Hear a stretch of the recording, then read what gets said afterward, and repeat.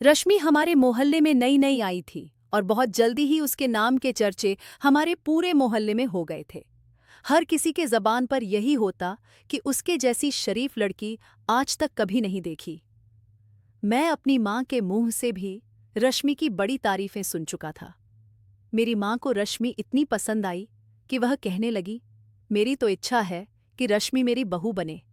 वह मेरे घर में आ गई तो मेरे घर को स्वर्ग बना देगी। अपनी माँ के मुंह से एक लड़की की इस तरह की तारीफ सुनकर तो मुझे भी यह इच्छा होने लगी थी कि मेरी पत्नी ऐसे ही कोई शरीफ लड़की बन जाए। और फिर मेरी माँ ने रश्मि के माँ बाप से मेरे लिए रिश्ता मांगा तो उन्होंने फौरन हाँ कर दी। मैं तो बहुत खुश था। मेरी ख्वाहिश थी कि मैं उसे एक नज़र देखूं। लेकिन जब मैंने अपनी ख्वाहिश अपनी माँ के सामने रखी तो मेरी माँ कहने लगी, वह बहुत ही शर्मीली लड़की है। आज तक वह किसी भी गैर लड़के के सामने नहीं गई है और इसके साथ ही रश्मि के माँ बाप भी बहुत ही पुराने ख्याल के हैं। वह तो रश्मि की तस्वीर देने पर भी ऐतराज कर देंगे। अपनी माँ की बात सुनकर मैं ठंडी आह भरता रह गया था। महीने बाद शादी थी और इन 3 महीने में मैं जानता था कि रश्मि की एक झलक भी देखना मुझे नसीब नहीं होगी, क्योंकि वह बाहर निकलती ही नहीं थी। जैसे जैसे समय गुजर रहा था, मेरी बेताबियां रश्मि के लिए बढ़ती जा रही थीं।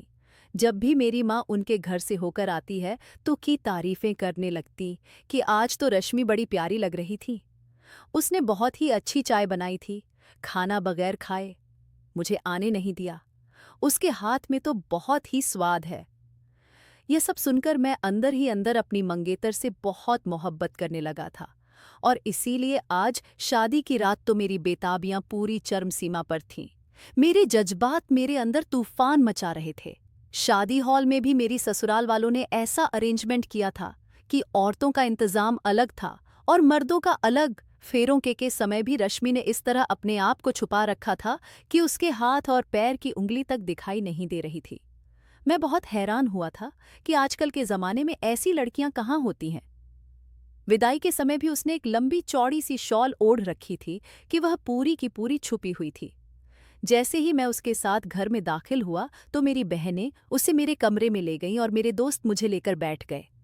वह जानते थे कि मैं इस वक्त तन्हाई चाहता था और अपनी पत्नी के अलावा मुझे आज कुछ भी अच्छा नहीं लग रहा था।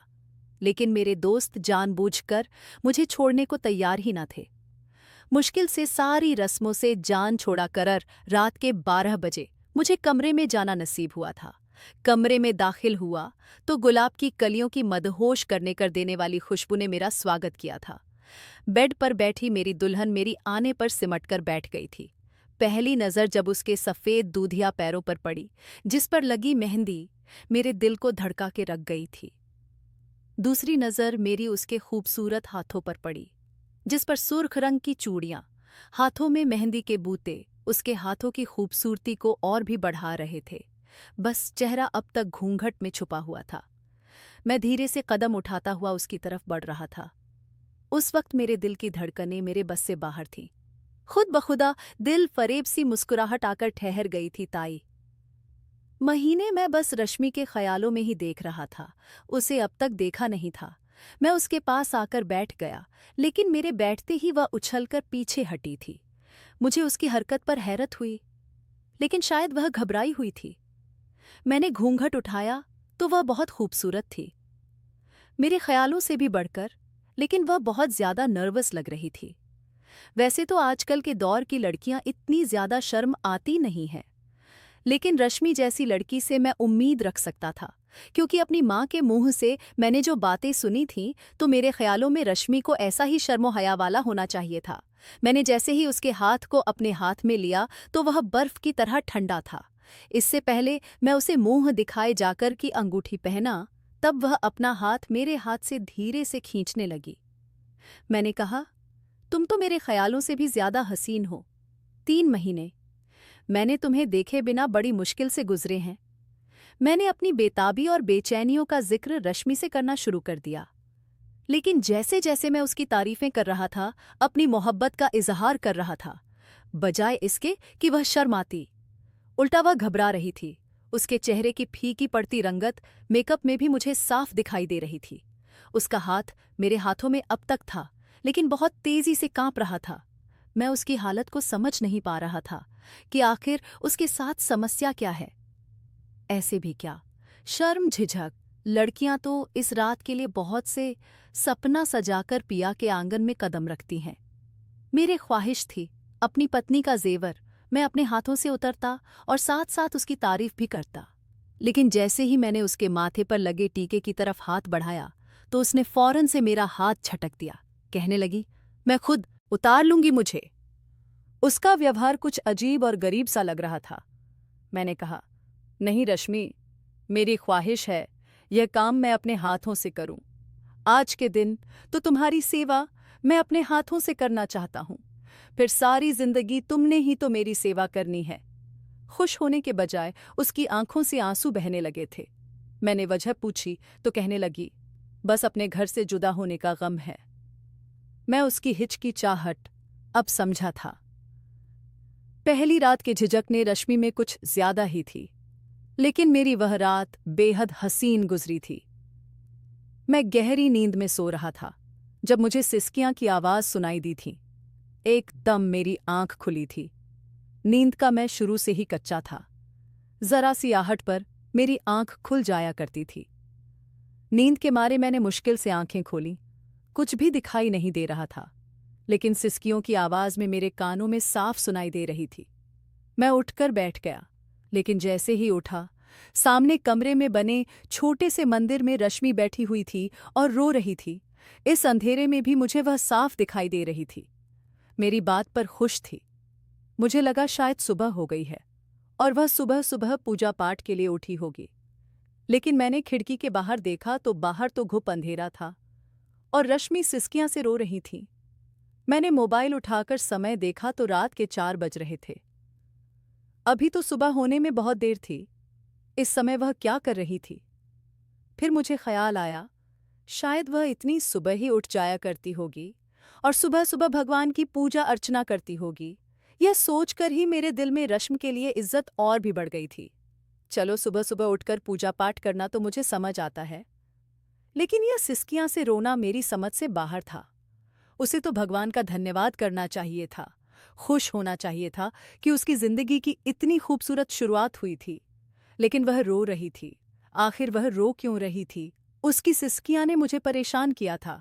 मैं उठकर बैठ गया, तकिया ठीक किया और बेड के क्राउन से टेक लगाकर बैठ गया। रश्मि शायद मेरे जाग जाने से बेपरवाह थी, इसलिए हाथ जोड़े वह भगवान से कुछ मांग रही थी। और उसकी जो बात मेरी कानों में टकराई थी, मैं बौखला कर रह गया था। मेरे होश उड़ गए थे। वह कह रही थी, हे भगवान, मुझसे आज की रात बहुत बड़ा पाप हो गया है। मुझे इस पाप की माफ़ी दे दे, मुझे माफ़ कर दे।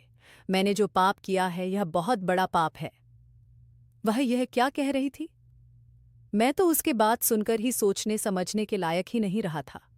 पहले तो मुझे लगा शायद मेरे कानों ने कुछ गलत सुना है, मगर फिर से वह यही कह रही थी कि आज की रात मैंने बहुत बड़ा पाप कर दिया।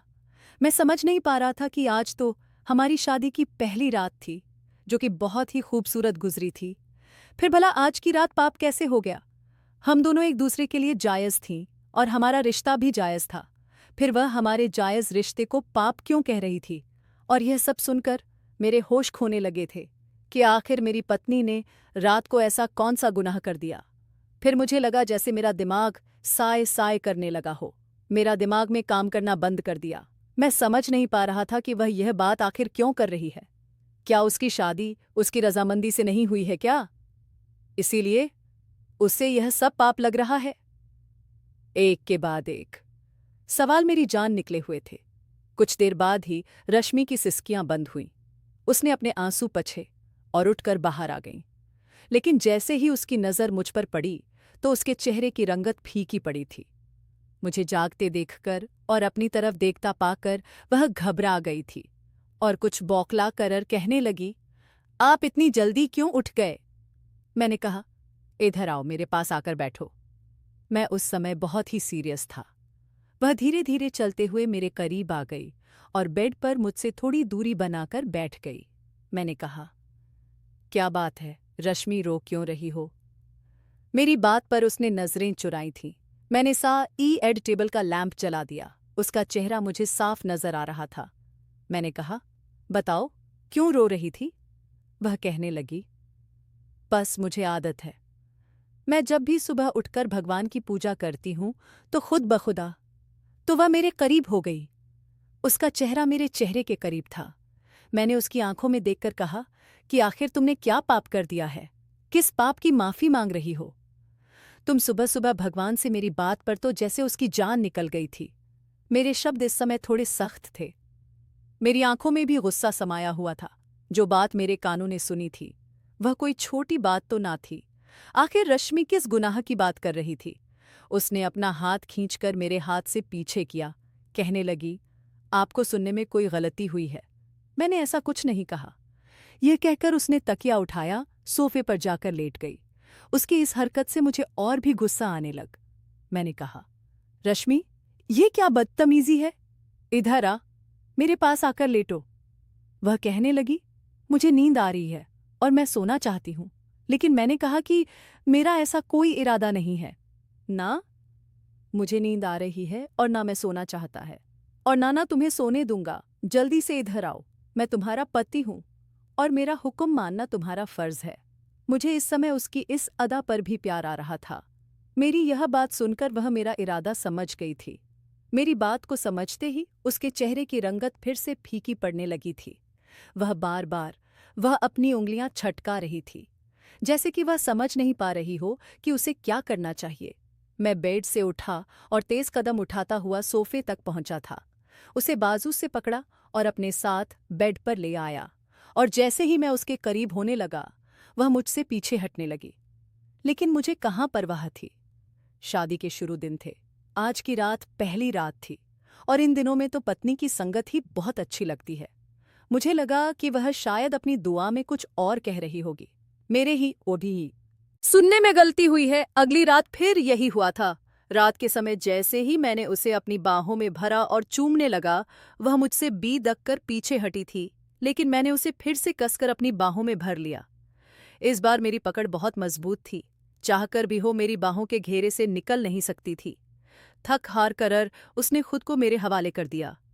रश्मि के साथ बिताए यह खूबसूरत पल मुझे किसी और ही जहां में भेज देते थे। जैसे ही मैंने अपना हक वसूल किया था, वह फौरन से मेरे पीछे हट गई और जल्दी से बाथरूम में नहाने के लिए घुस गई। हालांकि मौसम काफी ठंडा हो रहा था, लेकिन वह फिर भी रात के समय ही नहाने के लिए चली गई थी। यह देखकर मुझे बड़ा अजीब लगा था। उसका यह व्यवहार मेरे साथ ऐसा था जैसे मैं उसके साथ जबरदस्ती कर रहा हूं और वह बेवस मजबूर है, जैसे कि उसे इस रिश्ते में उसकी अपनी रजामंद शामिल नहीं है। यह बात एक मर्द होते हुए मुझे टकने लगी थी। वो नहाकर बाथरूम से आई तो मुझसे चिपक कर सोने की बजाय वह दूसरी साइड पर सोने लगी थी। मैंने उसे अपने साथ लगाया तो उसने कहा, मुझे अकेले सोने की आदत है। मन मार कर मैं उससे अलग हो गया था। शादी को 3 दिन हो चुके थे, लेकिन हर बार की तरह अब रश्मि मेरे बाहों से निकलने की कोशिश तो नहीं करती थी, लेकिन मुझे ऐसा महसूस होता कि जैसे वह मेरे रोमांस करने पर खुश नहीं होती है। एक बार तो जब मैं उसके बेहद करीब था तो मैंने उसकी आंखों से बहते आंसू देखे थे। वह लगातार मेरे करीब आने से घबरा रही थी, और यह शर्माना नहीं था, यह तो कुछ और ही था। एकदम मैं उससे पीछे हट गया। मेरे जज्बातों का तूफान एकदम से ठंड पड़ चुका था। मैंने अपना तकिया लिया और दूसरी साइड पर लेट गया। वह भी जैसे ही इंतजार में थी, जल्दी से मुझसे दूर होकर कपड़े पहनकर सो गई थी। मुझे उस पर गुस्सा भी आने लगा, क्योंकि मेरी मोहब्बत का जवाब अब तक उसने मुझे मोहब्बत से नहीं दिया था। जब भी मैं उसके करीब आने की कोशिश करता हूं, एक उकक्षा आहट, एक बेब सी उसके चेहरे पर सवार रहती थी। मुझसे कतरा घबराना, खुद को मुझसे पीछे करना, सारा समय वह इसी में गुजार देती थी। कभी कभी मुझे यह लगता कि जैसे वह किसी तकलीफ से गुजर रही है। क्या मेरा रिश्ता उसके लिए तकलीफ भरा था? अगर था तो क्यों एक मर्द सब कुछ बर्दाश्त कर सकता है, लेकिन अपनी पत्नी का ऐसा रवैया हरगिज नहीं। मैं फौरन से बेड से उठकर सोफे पर जाकर लेट गया। मुझे मोहब्बत के बदले रश्मि की मोहब्बत चाहिए थी, ना कि उसकी युक्ताहट। पूरी रात मुझे नींद नहीं आई। मैं यही सोचता रहा कि आखिर रश्मि के साथ समस्या क्या है। पूरा एक हफ्ता मैं दोबारा रश्मि के करीब नहीं आया और उसने भी मुझे एक बार भी मनने की कोशिश नहीं की थी। हर रोज वह रात को रोती रहती और न जाने अपने किस पाप की माफी मांगती रहती, और अब तो मेरे बर्दाश्त की हद जैसे जवाब देने लगी थी। एक बार वह ऐसे ही रो रो कर अपने किसी पाप की माफी मांग रही थी कि मैं उसके पास आकर बैठ गया। मैंने सोचा, अभी वह भगवान के सामने बैठी हुई है और वह अब भी झूठ नहीं बोलेगी, क्योंकि मैं इससे पहले जब भी उसके रोने की वजह पूछता तो वह टाल जाती थी। मैंने उसका हाथ पकड़ लिया। मैंने कहा, बताओ कि तुम किस बात की माफी मांगती हो। जब भी मैं तुमसे पूछता हूं तुम बात को टाल जाती हो, लेकिन देखो आज तुम भगवान के सामने मुझसे झूठ। नहीं बोलोई, मुझे सच सच बताओ, तुम क्यों रोती हो। वह कहने लगी कि मैंने बहुत बड़ा पाप कर दिया है। मैंने एक गैर मर्द से रिश्ता बना लिया है। यह सुनकर मुझे रश्मि पर जितना भी गुस्सा आता काम था। मैंने कहा, ये क्या बकवास कर रही हो, तुमने किस मर्द से नाजायज रिश्ता बना लिया। वह कहने लगी, आपसे वह इस समय मुझे नहीं देख रही थी, अपने हाथों को देख रही थी। लग रहा था जैसे वह किसी और ही दुनिया में थी, बस रोए जा रही थी। फिर सामने भगवान की तरफ देखते हुए कहने लगी, हे भगवान, मैं अपने पति से ही पाप किया है। मैं पवित्र नहीं रही, मैं अब पवित्र हो चुकी हूं। हे भगवान, तू मुझे पवित्र कर दे। उसकी यह बात सुनकर मैंने हैरत से देखा था। मुझे लगा जैसे वह पागल हो गई है। वह अपने होशो हवास में नहीं है। जो कुछ उसने कहा था मेरे लिए किसी धमाके से कम नहीं था। क्या वह सच में पागल थी, जो पति के साथ जायज रिश्ता जोड़ने को वो पाप का नाम दे रही थी, और मैंने उसे छू लिया तो वह अपवित्र कैसे हो गई। मैं उसका पति था, उसे पर हक रखता था। वह मेरे लिए जायज थी और इस रिश्ते के आधार पर मैंने उसके साथ पति पत्नी वाला रिश्ता बनाया था। कोई पाप नहीं किया था। मैंने पकड़कर उससे झिंझर कर रख दिया। मैंने कहा, क्या हो गया, तुम पागल तो नहीं हो गई हो। मेरे अंदर तो जैसे आग से लग गई थी, लेकिन वह शायद होश की दुनिया में वापस आई थी। मुझे गुस्से मैं देखकर घबराई थी। मैंने कहा, तुम होश में तो हो, मैं तुम्हारा पति हूं और हमारे बीच बनने वाला रिश्ता हर तरह से जायज है। तुम क्यों इसे पाप का नाम दे रही हो। मेरी बात सुनकर वह एकदम से खड़ी हो गई, कहने लगी, आप मेरे पास मत आया करें, मुझे अपना आप गंदा लगने लगता है। आपके पास आने से मैं अपवित्र हो जाती हूँ। मुझे खुद से नफरत होने लगती है, खुद से घिन महसूस होती है। प्लीज मुझसे दूर रहा करें। वह रोए जा रही थी, मेरे सामने हाथ जोड़ बहुत बड़ी अजीब और गरीब तरह की बातें कर रही थी। मैं उसे वहीं छोड़कर कमरे से निकल गया। हाल में जाकर जाकर बैठ बैठ गया। मेरा सर चक्कर आने लगा था कि कैसे वह हमारे रिश्ते पर पाप का ठप्पा लगा सकती थी। इतनी ना समझ तो वह भी नहीं थी और ना ही इतनी कम उम्र थी। क्यों से नहीं पता, शादीशुदा रिश्ते के बारे में, पति पत्नी के प्यार के बारे में। फिर यह सब क्या था। मुझे इस तरह हाल में बैठा देखकर मेरी माँ, जो अपने कमरे से शायद पानी पीने के लिए बाहर निकली थी, मुझे देखकर चौंक गई। फिर कहने लगी, अरव, तुम इस समय यहाँ क्या कर रहे हो। मैंने कहा, अपने किस्मत पर रो रहा हूं। यह सुनकर मेरी माँ मेरे पास बैठ गई और मुझे वजह पूछने लगी कि आखिर समस्या क्या है। मैंने सारी बात अपनी माँ को बता दी तो वह कहने लगी, शायद वह भगवान के ज्यादा करीब रहती है, उसे हर समय पवित्र रहने की आदत, इसीलिए उसने ऐसा कह दिया होगा। चिंता मत करो, धीरे धीरे वह इस रिश्ते को स्वीकार कर लेगी। लेकिन मैं जानता था यह बात नहीं है, बात कुछ और ही है। एक बार मैंने अपनी पत्नी को फोन पर बात करते देखा था, लेकिन जैसे ही मैं कमरे में दाखिल हुआ उसने फौरन से फोन बंद कर दिया। अगर रश्मि अपने माँ बाप से फोन पर बात कर रही थी तो मेरे आने पर उसने फोन काट क्यों दिया था। वह अपनी बात जारी रख सकती थी। इसी तरह वह बात बात पर यूं चौंक जाती जैसे दिमागी तौर पर यहां मौजूद ही ना हो। मैं पूछता क्या हुआ तो वह ना में सर हिला देती थी। मुझे आप रश्मि पर शक होने लगा था। वह रोज माँ यके जाने लगी थी। जब मायके से वापस आती है तो उसकी आंखें रो रो कर सूजी होती और उसका कारण वह मुझे कुछ नहीं बताती थी। लेकिन एक बार मैं रश्मि को एक एक लड़के के साथ देखा था। मैं किसी दोस्त से मिलने होटल में गया था, जहां मैं रश्मि को एक लड़के के साथ एक कमरे में जाते हुए देखा। ये देखकर तो मैं सांस लेना भूल गया था। मेरी पत्नी किसी गैर मर्द के साथ कैसे एक कमरे में जा सकती है? मेरा जी चाहा कि दरवाजा जोर से बजा दूं, लेकिन मैं अपनी पत्नी का तमाशा नहीं बनना चाहता था, इसलिए खामोशी से घर चला गया। घर आया तो मेरी माँ खाना बना रही थी। हालांकि मैं जानता था कि रश्मि कहाँ है, लेकिन फिर भी मैंने अपनी माँ से पूछा रश्मि के बारे में कि वह कहाँ है। मेरी माँ कहने लगी अपने मायके गई है। फिर कहने लगे कि रश्मि की माँ की तबीयत शायद ठीक नहीं है, इसलिए मिलने गई है। कुछ देर बाद रश्मि वापस आ गई थी। अब भी उसकी आंखें सूजी हुई थीं। ऐसा लग रहा था कि जैसे वह कितना रोई है।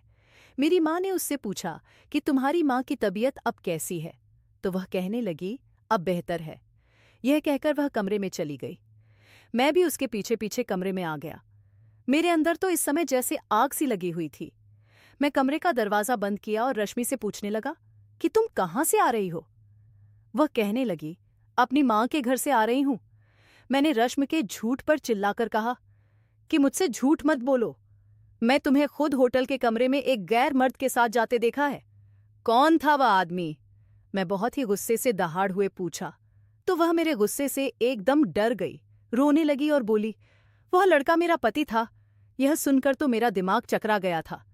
मैंने कहा क्या कहा तुमने? वह रोने लगी, कहने लगी मैं सच कह रही हूं। गौरव से मेरी दोस्ती पैके की टूटी ही पर हुई थी और फिर दोस्ती मोहब्बत में बदल गई। लेकिन गौरव कहने लगा कि अभी मेरे पास कोई जॉब नहीं है, इसलिए जब तक मैं नौकरी से नहीं लग जाता तुम्हारे घर रिश्ता नहीं ला सकता और ना ही तुम्हें छोड़ सकता हूं। मैं उसकी बातों में आ गई और उससे छुपकर मंदिर में शादी कर ली। लेकिन उस लड़के ने नौकरी लगने के बाद भी मेरे घर अपना रिश्ता नहीं भेजा और फिर मेरा रिश्ता तुम्हारे साथ तय हो गया। रश्मि कहने लगी कि मैंने गौरव से कहा मुझे तलाक दे दो, क्योंकि मेरी तुमसे शादी तय हो चुकी थी और वह लड़का मेरे घर रिश्ता भी नहीं भेज रहा था और मैं अपने घर वालों को कुछ बात भी नहीं सकती थी। मैं गौरव से कहा मुझे तलाक दे दो, मेरी कुछ ही समय बाद शादी है और मैं शादी पर शादी नहीं कर सकती और ना मैं अपने घर वालों को अपनी पहली शादी का बता सकती थी, क्योंकि मेरी माँ बहुत बीमार थी। वह शायद यह सदमा सह नहीं सकती। लेकिन गौरव नहीं माना और तुम्हारी और मेरी शादी हो गई। इसलिए मैं तुम्हारे करीब आते हुए डरती थी, क्योंकि मैं इस शादी को नहीं मानती। मेरा पहला पति गौरव है और जब तक वह मुझे तलाक नहीं दे देता मैं तुम्हें पति का स्थान नहीं दे सकती और ना ही मैं तुम्हें पति होने का हक दे सकती हूँ। तुम जब भी मेरे करीब आते तो मुझे ऐसा लगता है कि जैसे मैं अपवित्र हो गई हूँ, मुझे किसी गैर मर्द ने छुआ है। रश्मि ने मुझे बताया कि गौरव अब मुझे ब्लैकमेल करने लगा है। वह मुझसे पैसे मांगता है। अगर मैं उसे पैसे देने से मना करूं तो वह कहता है कि मैं तुम्हारी माँ और पति को सब कुछ बता दूंगा। मैं अपनी माँ के लिए कुछ भी कर सकती हूँ, क्योंकि मेरी माँ बीमार है। अगर उन्हें कुछ भी ऐसी वैसी खबर मिली तो यह उनकी सेहत के लिए बिल्कुल भी ठीक नहीं होगा। मैं उसे चुपचाप पैसे दे देती हूँ। अगले दिन मैं उस लड़के के पास गया और उसकी अच्छे से खातिरदारी की। मैंने उससे कहा चुपचाप रश्मि को तलाक दे दो, नहीं तो मैं तुम्हें जान से मार डालूंगा।